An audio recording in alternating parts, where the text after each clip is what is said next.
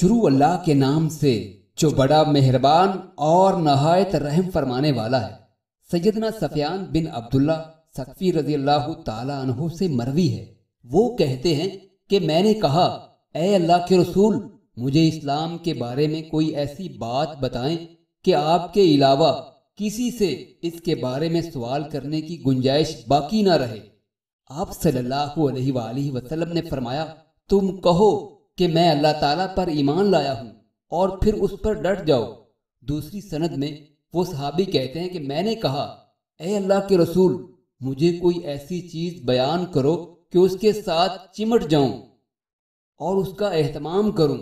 آپ صلی اللہ علیہ وسلم نے فرمایا، تم کہو کہ میرا رب اللہ ہے اور پھر اس پر ڈٹ جاؤ۔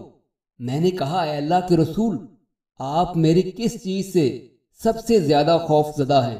جواباً آپ صلی اللہ علیہ وآلہ وسلم نے اپنی زبان پکڑی اور فرمایا، اس سے